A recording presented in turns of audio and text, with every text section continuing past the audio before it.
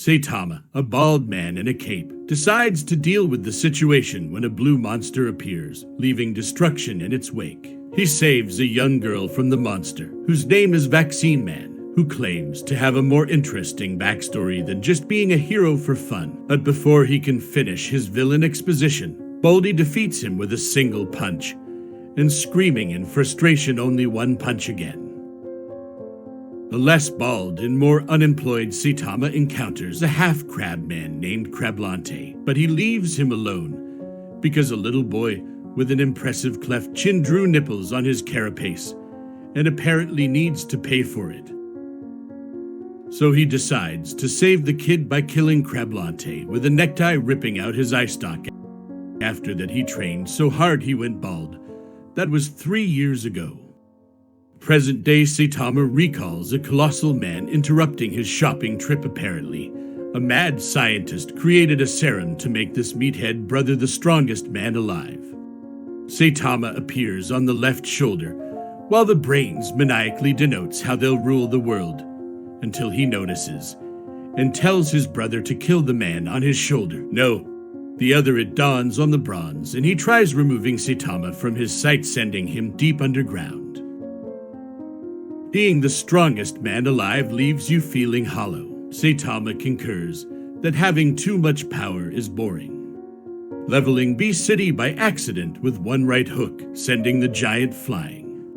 When you can solve everything with a single punch, there's no need for emotions, according to Saitama. Waking up, there's a subterranean invasion. The Earth dwellers have killed 70% of the population. Saitama is overjoyed. Finally, some opponents who can rekindle his fighting spirit. They even have a king. And he wakes up to find there is an invasion, but nothing like the one he imagined. In City Z, there is a massive swarm of mosquitoes, and Saitama is struggling to catch even one while watering his cactus. A looter's blood has been completely drained. A cyborg discovers they are being controlled by a mosquito woman who trades her legs for an arm in an abandoned city. Saitama runs down the street spraying a single mosquito, only to collide with the cyborg and the massive swarm surrounding the woman. Despite setting the bugs ablaze, the massive amount of blood she consumes forces the cyborg to self-reflect after Saitama swats her away faster than his clothes. In awe of his strength, the cyborg wishes to become his disciple, and he's not joking when he shows up a week later introducing himself as Genos and insisting on calling Saitama master and relaying his entire life story completely unprovoked. Basically, a cyborg destroyed his hometown along with its inhabitants, forcing Genos to become a cyborg to take revenge on said cyborg. A mysterious figure decides to capture Saitama for his genetic. Genos learns about the House of Evolution, a cloning lab run by clones, from an armored gorilla that is also a cyborg. He then launches into a monologue about Dr. Genos, which experiments with artificial evolution and has taken an interest in Saitama's incredible strength. Genos levels the entire above-ground complex upon arrival at the House of Evolution. Genos levels the entire above-ground complex upon arrival at the House of Evolution. One of the clones unleashes carnage, Kabuto, the pinnacle of evolution according to the doctor. He easily deals with Genos effortlessly, but backs off terrified of his power and the lack of thought given to defense. He's wide open before they fight. Saitama reveals the secret to his strength before they fight.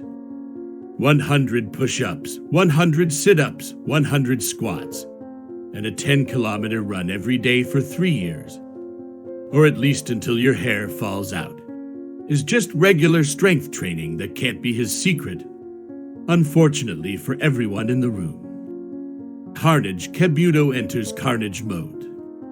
He'll be in this rampaging state for the next week, until next Saturday.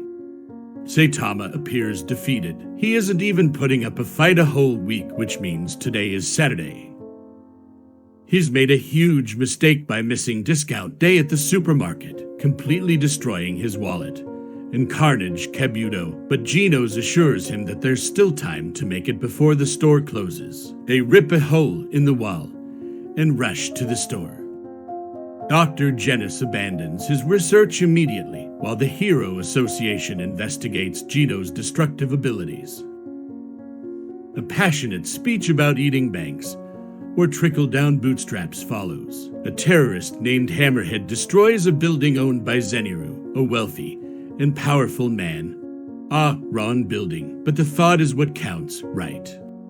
After waking up from a disturbing dream about rock, paper, scissors, Saitama discovers a gang of terrorists on the loose. He's not going to take it anymore. They stole his look, and now every bold man is a public enemy. Zenitsu doesn't have to look far for assistance. He hires an assassin who arrives at an almost too convenient time to deal with Hammerhead and his companies. He quickly rids the cue balls of their heads, but Hammerhead escapes only to run into Saitama in the forest, who destroys his stolen battle suit. When the assassin arrives, he immediately suspects him of being a terrorist. Saitama is discouraged because he has no idea who he is. A hired gun zips around the room, introducing himself. As speed sounds Sonic, the only thing that slows him down is saying his own name. When he accidentally sacks Saitama, he is surprised that he can block his attacks. Sonic slinks away, vowing that they will meet again. Saitama informs Genos that they have a problem. Despite defeating more monsters than any other hero, no one knows who he is. If he wants to be recognized, he'll have to sign up for the official hero registry. They agreed to sign up as a group so that Genos could become his official disciple. Physical and written exams are the only things standing in their way. While he's at it, Saitama destroys every physical record and most of the equipment. Genos receives a perfect score on both parts, but why would they force a cyborg to take the physical exam? He is immediately regarded as an S-class hero, and he has complete faith in his master. Begins to rejoice only to discover that he mistook the top half of the letter C for an S. Despite a perfect physical score, Saitama passed by 1 point. They are the only two who passed the hero exams and must sit through a class taught by Snek, and a class hero frustrated by their inability to pay attention. Later on, Snek tries to haze Saitama, only to embarrass himself even more. Genos challenges Saitama to a fight, though upon asking his master to he's perplexed by his incredible strength. He still does not believe that Saitama's basic training regimen is his true secret. He's on another level entirely. Afterwards, they get Samuden when Class A Rank 1 hero Sweet Mask comes to speak with Genos outside. He greets him with a foreboding welcome to the big leagues. It's been 5 days since they became heroes, and Geno has already moved in. He casually mentions that Class C heroes must meet a quota or be removed from the registry. Saitama had no idea, and he had no idea what he could teach his disciple. He quickly makes up something he read in a manga about training his mind, or something, and assigns him the goal of making the top 10 in S-Class. He runs around the city for 2 days, only to aggravate the situation. Sonic appears, looking for a rematch with his fictitious opponent. When Saitama breaks his sword and threatens him in rage, he becomes terrified. As another C-Class hero tank Top Tiger approaches, Saitama laughs, believing Sonic is a criminal, but becomes even more irritated when he realizes nobody recognizes him as a hero. Sonic attacks Tank Top Tiger with an exploding shuriken and begins wreaking havoc. Saitama does not have time for this. He must find a villain. Wait, does Sonic count towards his quota? Despite Saitama's ignorance, it's a good thing he happens to be a hired assassin. Golden Ball and Spring Mustachio, 2 A-class heroes, are sent to City Z to investigate reports of a monster sighting. A monster investigates the sighting as well and runs into the heroes. Golden Ball is destroyed almost immediately, while Spring Mustachio calls for help before being destroyed. Saitama is walking home when he encounters the monster. It's a shame he forgot to stock up on kombu. A massive meteor alters its course and now heads straight for City Z. When the association summons Genos, all of the S-Class heroes are summoned, but only Bang appears. He informs Genos of the situation. Before attempting his new upgrades, Metal Knight sends one of his drones out for a field test, which has no effect. until Bang calms him down. Genos begins to overthink. He uses everything he has in one shot, which has no effect on the meteorite. Saitama appears and punches straight through, refusing to let his city be destroyed, shattering the meteorite into smaller pieces that rain down on the city, causing massive devastation. No one died, though. Good enough. Despite doing what two S-class heroes couldn't, Saitama's rank rises from 342 to C-class rank 5. He goes out on patrol only to be stopped by Tank Top What's-His-Face and another Tank Top-wearing hero who attempted to turn the citizens against Saitama for destroying the city and cheating in the rankings.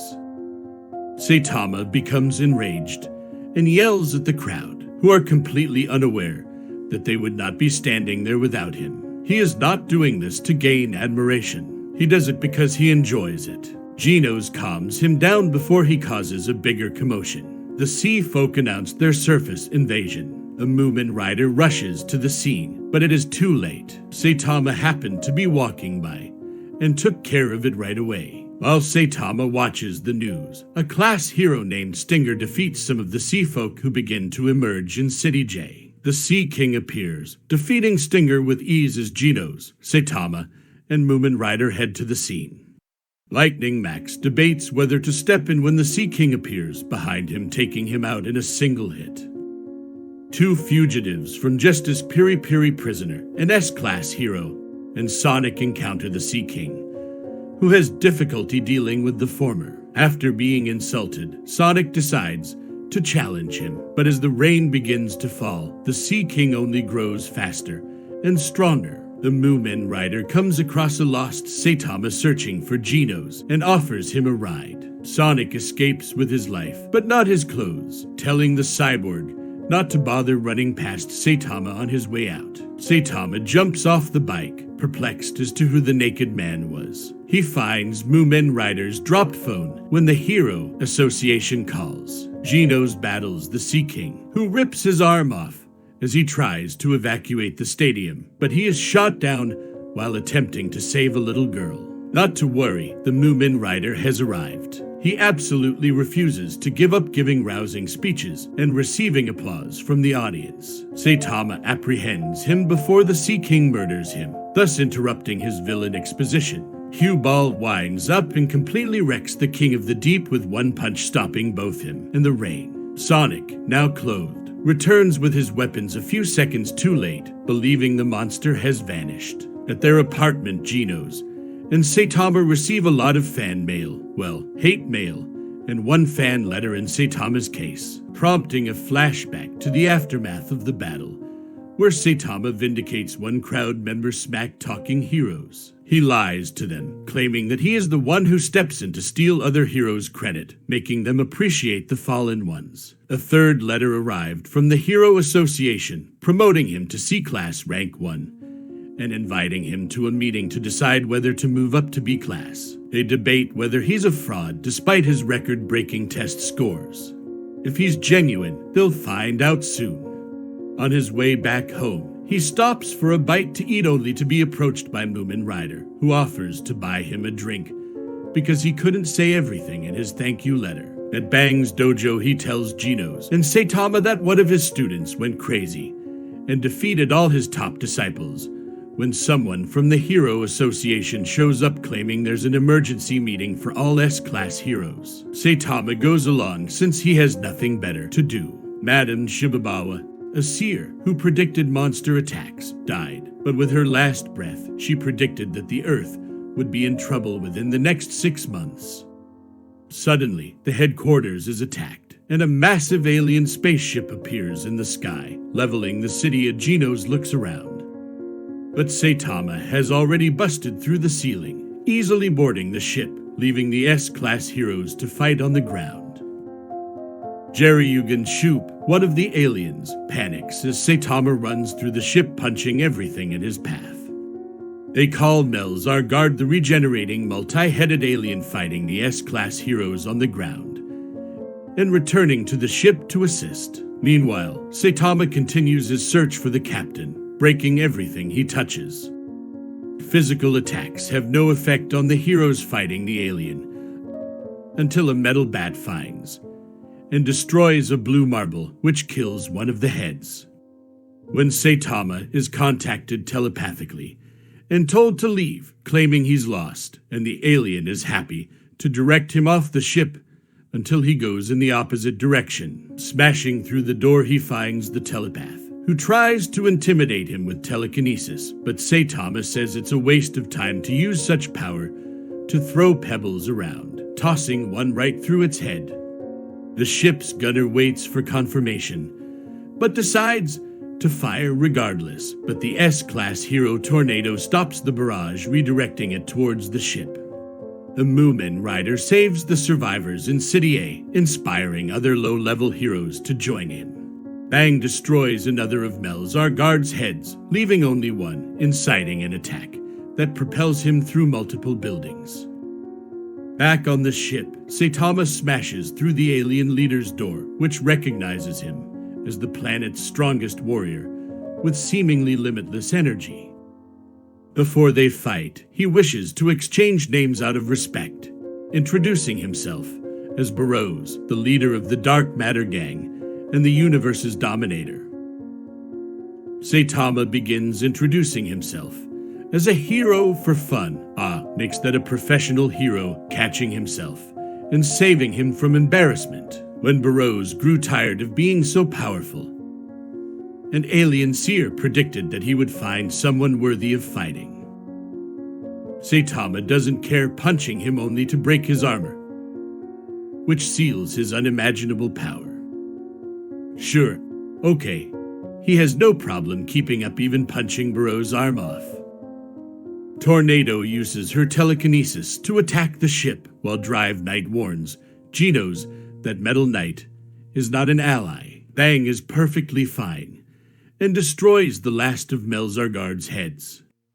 Burroughs continues his relentless assault on Saitama, who remains unaffected by everything he says and does. He does, however, have powerful regenerative abilities, but Saitama interrupts his villain exposition by taking a high knee, which sends him to the moon. He looks around and jumps back down to Earth, impressing himself. It's time to end this, and Saitama finally unleashes one of his most powerful moves, consecutive normal punches, but it only provokes Burroughs to use his ultimate move, and that forcing Saitama to use his ultimate move, Serious Punch, which sends him around the world, completely perplexing Burroughs that he lost. Sweet Mask appears, enraged by the outcome of the battle, and loses it on the S-rank heroes, while Metal Knight sends a drone to collect alien technology to incorporate into his own. As Saitama punches his way out of the ship, Genos wonders where his master is. They ignore a furious Tornado and begin casually chatting about him beating Burroughs. Despite the fact that City was wiped off the map, they rebuilt the Hero Association using ship parts and invited the A and S rank heroes to live at the new headquarters. A while later, Saitama confronts the Pluton King of the Underworld, only to become enraged that he's back to beating everything with one punch. Thanks for joining us on this wild anime ride. We hope you enjoyed this recap as much as we enjoyed making it. If you're like us and can't get enough of the crazy worlds and over-the-top characters of anime, then be sure to hit that subscribe button and join our squad. So what are you waiting for? Hit that subscribe button, ring that notification bell, and get ready for more anime goodness. We'll see you in the next recap.